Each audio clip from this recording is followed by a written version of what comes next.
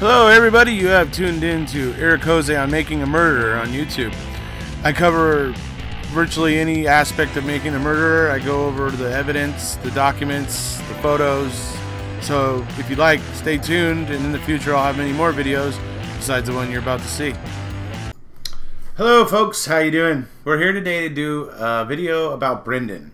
We're going to talk about what these federal judges are talking about and why they decided to grant the writ of habeas corpus for Brendan.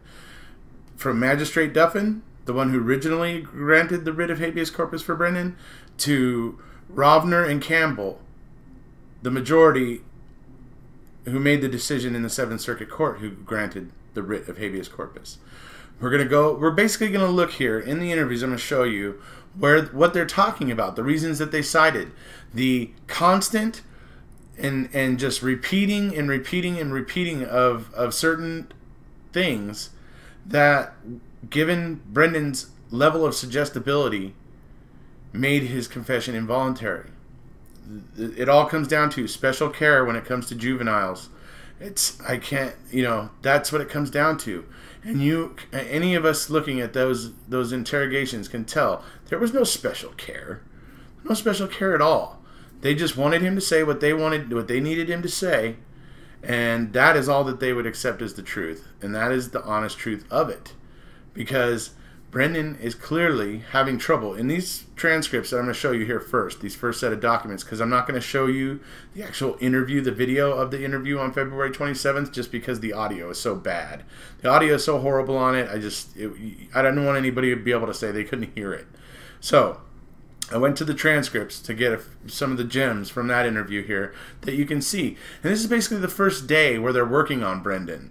They're working on him, and they're introducing some of their plot points, and they're trying to get him to expound on those things that they bring up. Usually it's a place or an object or something where they're basically leading him, going, oh, and about the RAV4, Brendan, where did you see that? Or, where was that at? Tell us more about that. And and that's what they're doing. They're basically just trying to get him to talk about the things they need him to talk about, and hopefully get him to eventually say just the right thing that they can use.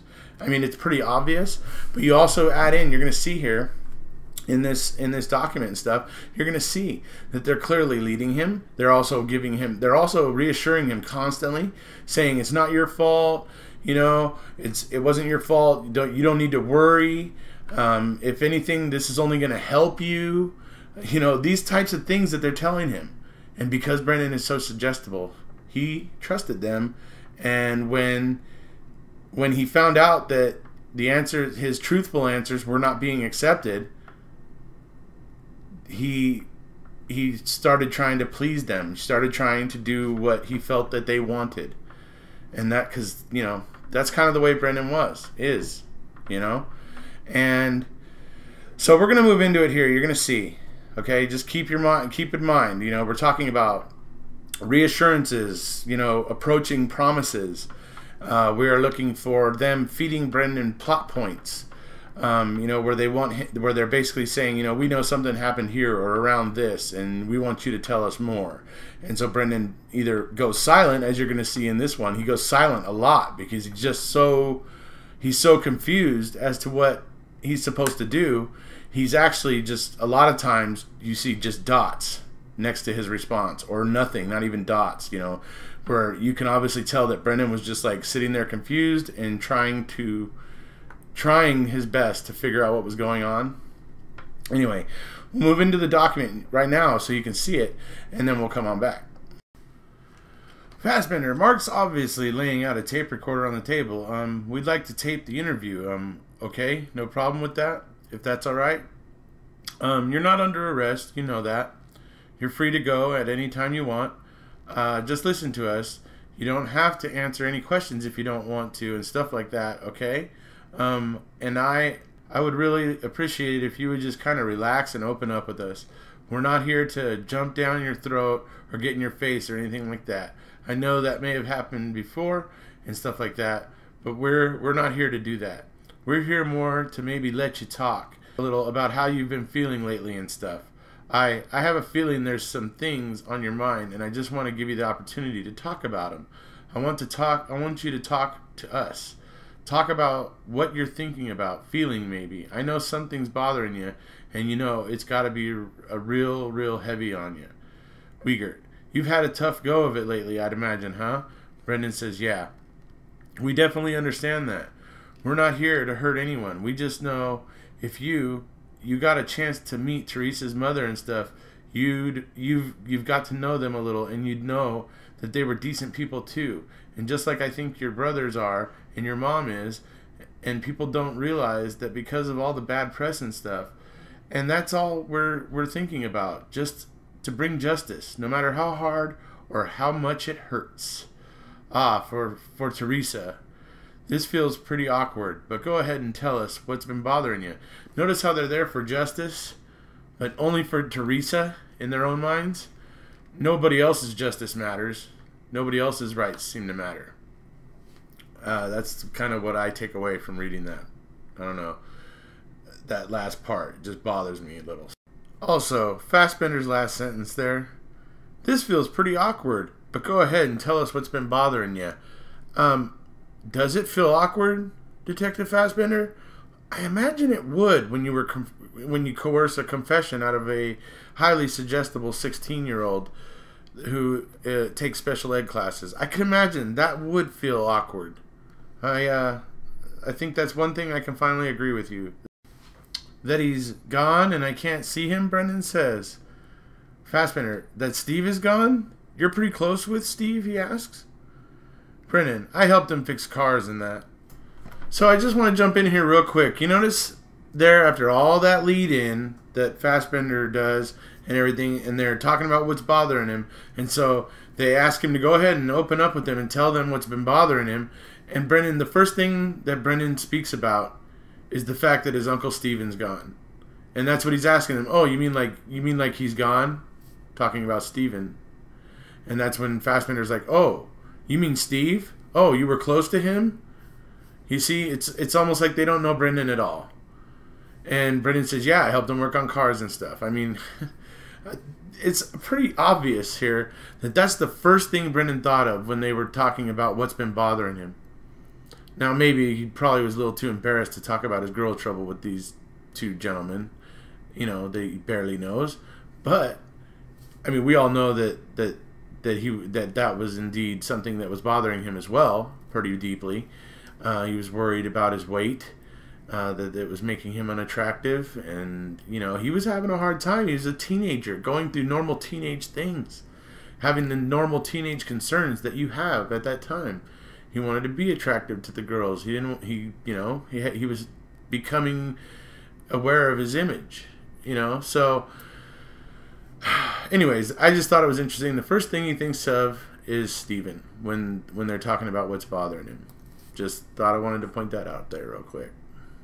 So this is a little further along in the interview, and they're talking about what they were throwing in the fire. Some branches, a cabinet, and some tires. But Fassbender says, mm-hmm.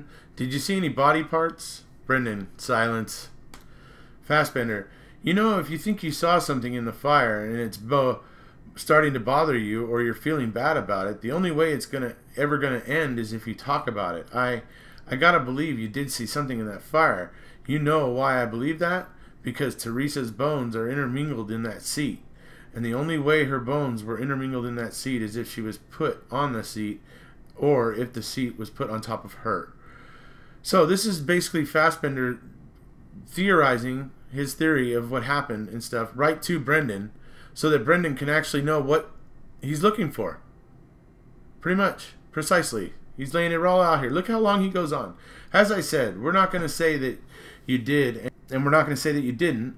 We're here to give you the opportunity to come forward, to talk to us about what you did see, encountered there that night.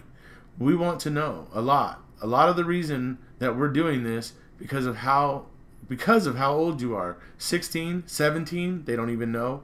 You're a kid, you know. And we've got people back at the sheriff's department, district attorney's office, and they're looking at this now. They're saying no way that Brendan Dassey was out there and didn't see something.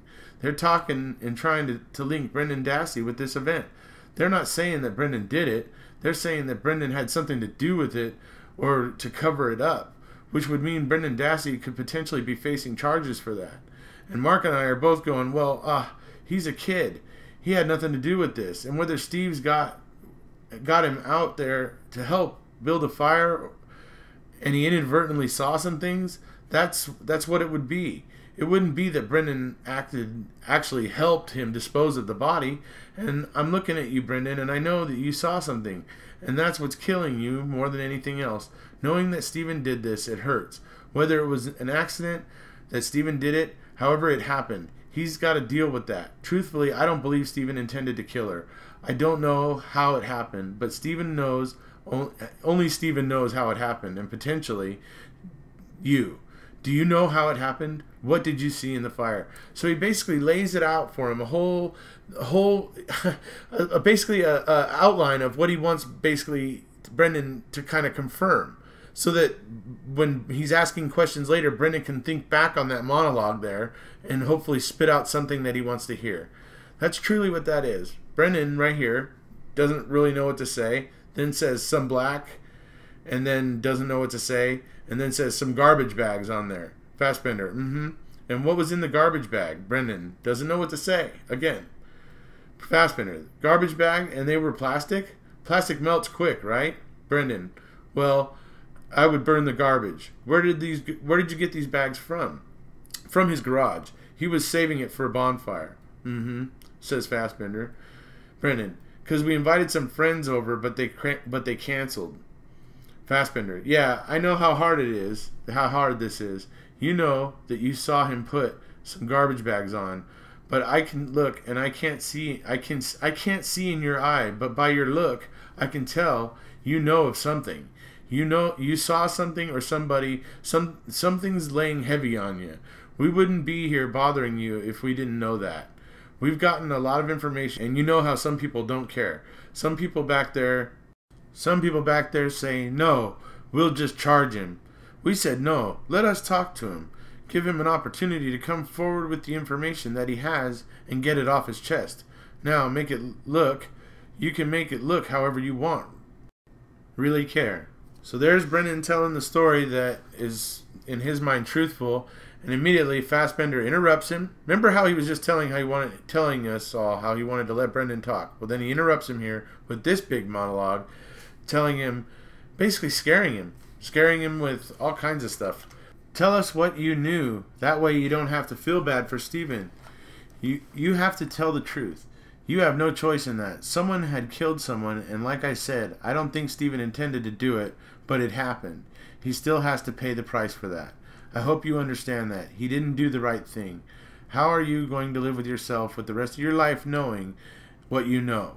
And I've got kids somewhat your age. I'm looking at you and I see in him and I see him in you.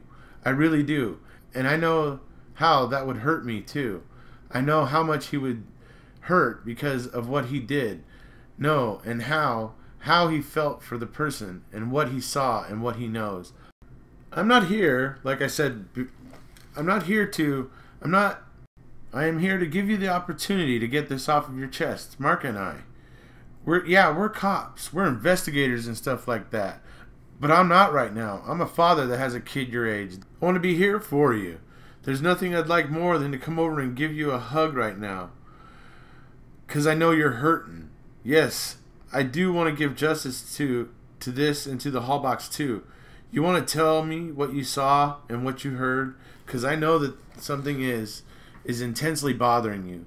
Talk about it. We're not just going to let you high and dry. We're going to talk to your mom after this, and we'll deal with this. And the best we can find for your good, okay? I promise I will not let you high and dry. I will stand behind you. That is part that the 7th Circuit judges Campbell and Rovner very, very much didn't like. The fact that they said they aren't cops right now, that was constituted a lie in their minds. So that's another point about this. Just wanted to point that out.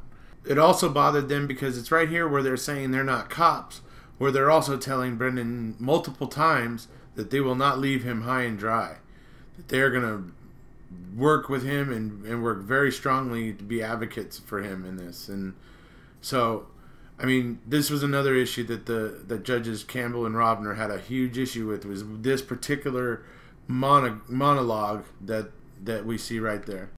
And Uyghur jumps in. We both will, Brendan. We're here to help you. Well, I know that he... And Brendan doesn't know what to say. And that's nice to know. It's not something that I mean, we knew that. I'm more interested in what you probably saw in the fire or something. We know she was put in the fire. There's no doubt about it. The evidence speaks for itself. And you were there with him. And unfortunately, I'm afraid you saw something that you wished you never would have seen. You know, I mean, that's what we need to know. We get that off your chest, and we can move forward. That's the important thing we need to do, to get out right now for you, because you're having a tough go of it, and it's not just because you can't see Steve, but what you saw. Did you see a hand, a foot, something in the fire, her bones? Did you smell something that was not too right? Well, we weren't there too long. Something, picking up stuff. And upon a second time of Brendan being asked what's bothering him, he talks about the fact that he's trying to get a girlfriend. And he tried to, get a girlfriend. And Fassbender says, "Oh, did you just break up?" And Brendan says, "She broke up with me." And Fassbender, helpful here. "Did she say why? Nothing to do with this, is it?" Brendan doesn't know what to say. "Well, I hope you're getting over that. It's just a girl. You'll find other things, right? Talk to your mom about all that." Yeah, he's going to find out all about that in prison, Fassbender. Come on, dude. You gotta be kidding me. So here's where they feed more plot points, basically looking for specific things. I'm really by the garage, by the house, by the fire pit. I know you saw something. Mark and I both can go back to the district attorney and say, Dassey came forward and finally told us. Can imagine how this was weighing on him. They'll understand that. We'll go to bat for you. But you have to be honest with us. Tell us the truth exactly. Brendan says maybe something, I don't know. Can you get close? Can you get close to telling us the truth? Fassbender says. Uyghur, it's okay to tell us. It's okay. It's a big step. A step towards feeling better about yourself, to recovery, to not be crying at night because of all this stuff happening. What you saw, I promise you I'll never let you hang out there alone. But we've got to have the truth. The truth is going to be terrible. Something unintelligible. Your mom, something unintelligible. We're not going to run back and tell your grandma and grandpa that you told us anything like that, okay? Uyghur, let's talk about it. Fassbender, talk to us, Brendan, if you want this resolved. I mean, here they are just browbeating him. Then he says, some clothes, like a blue shirt, some pants. And we know that shirt changes color several times and on. So we're going to go ahead and move into the next segment. Let's go to the parts that, whatever, something there. Clothes, talk about, whenever he talked, got a feeling that you saw something in the fire that you're trying to just ... It's not your fault. Remember that. Comes in with Uyghur, right? Yeah, it's not your fault, says Fassbender. Like I said, Mark and I are not going to leave you high and dry. I got a very, very important appointment at 3 o'clock today. Well, I ain't leaving for that appointment until I am sure you are taken care of. Telling the truth. Get this off your chest and get it out in the open. So go ahead and talk to us about what you saw in the fire are killing you right now. What you see. Go ahead. You got to do this for yourself.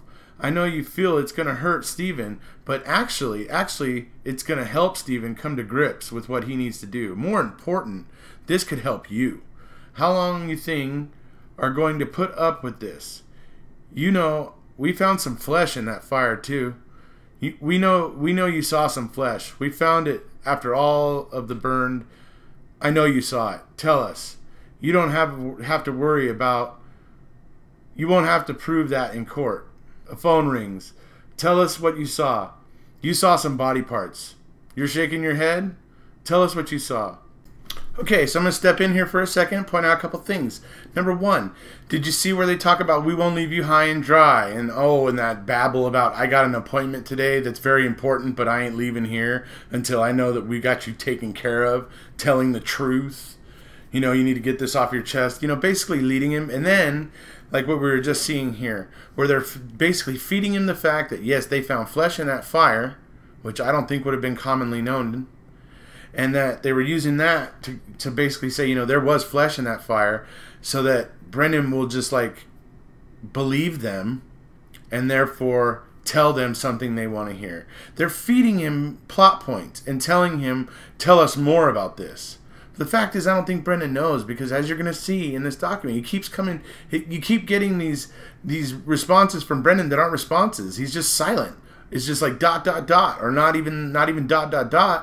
You get the feeling he was just sitting there floundering, trying to figure out what they wanted from him. And, you know, I mean, like I said, because this is the first interview, so he didn't understand. I mean, he didn't understand what they were getting at yet. I think that's why this interview was just a warm-up for March 1st. They were just working, they were just basically setting him up. They were basically conditioning him, mentally conditioning him for the March 1st interview, so that they could make the March 1st interview kind of go as smoothly as possible, because they know that Brendan is not telling the same story every time. He's constantly contradicting himself, and they know that there's an issue here.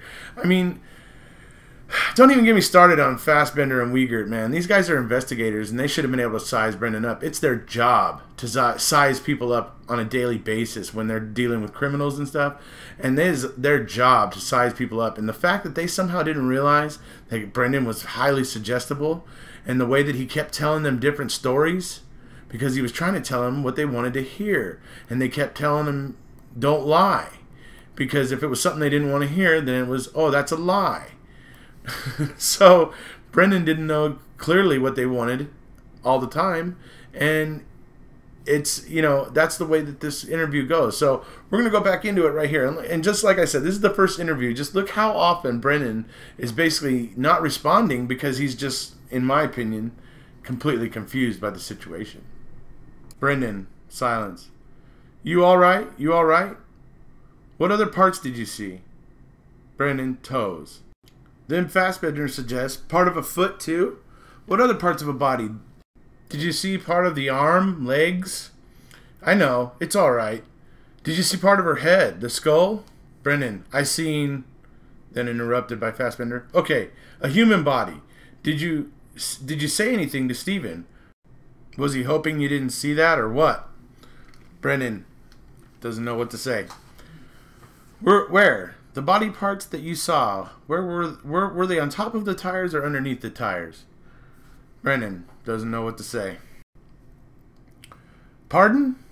Bottom of the tires, Brendan says. Underneath bottom of the tires? Brendan doesn't understand what they're asking. Could you smell them?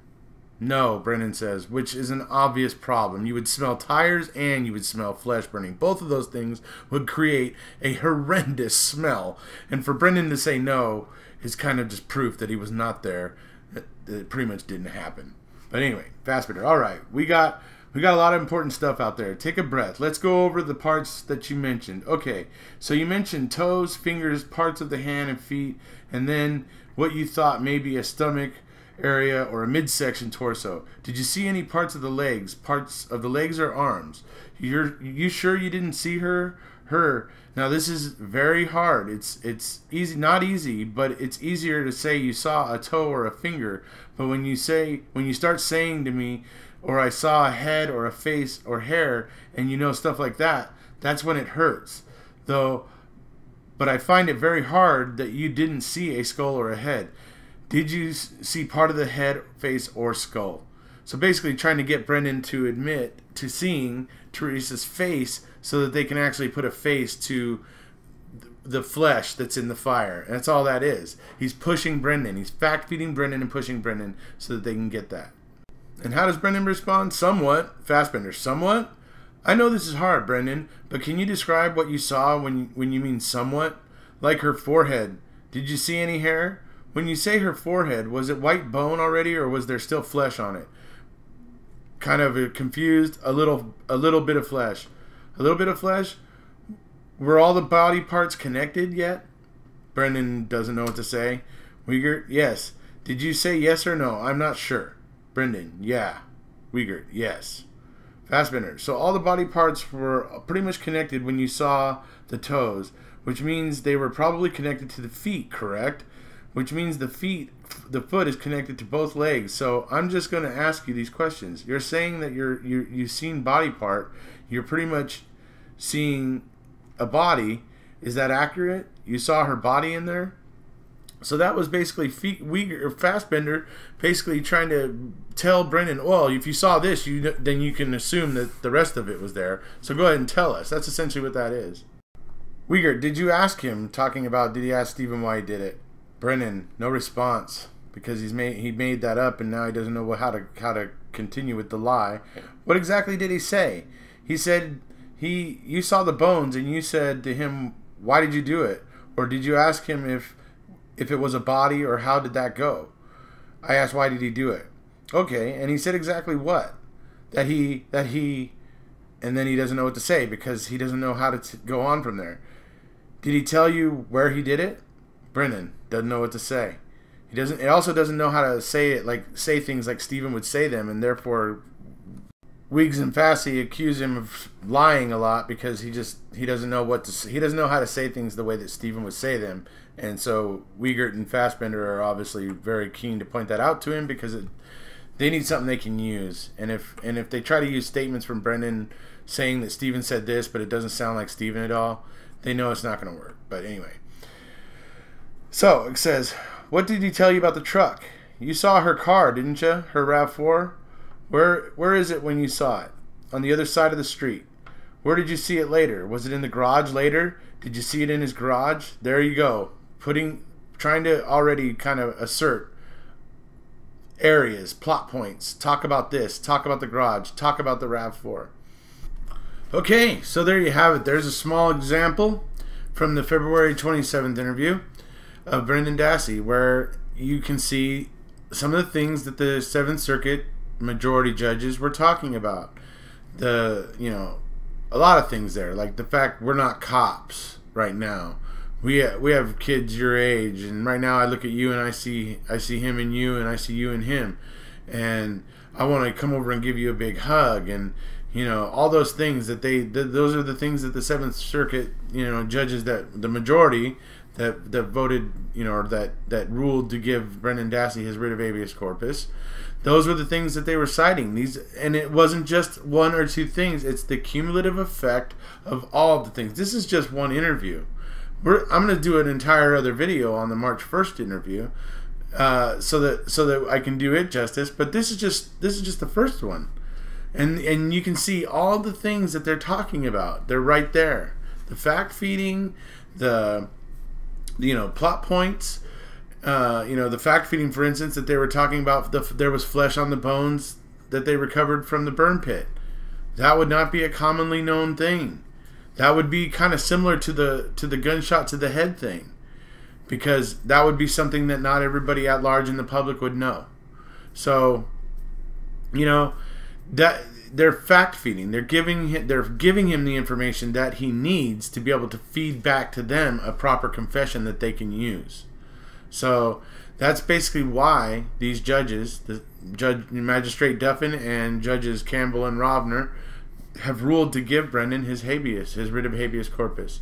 And so I'm going to go ahead, like I said, one more video, and I'm going to show you guys again. But there's one more thing I'm going to show you right now. It's one thing I don't want anybody to forget about, is the fact that everybody knows that the RAV4 was found on November 5th, okay, of 2005.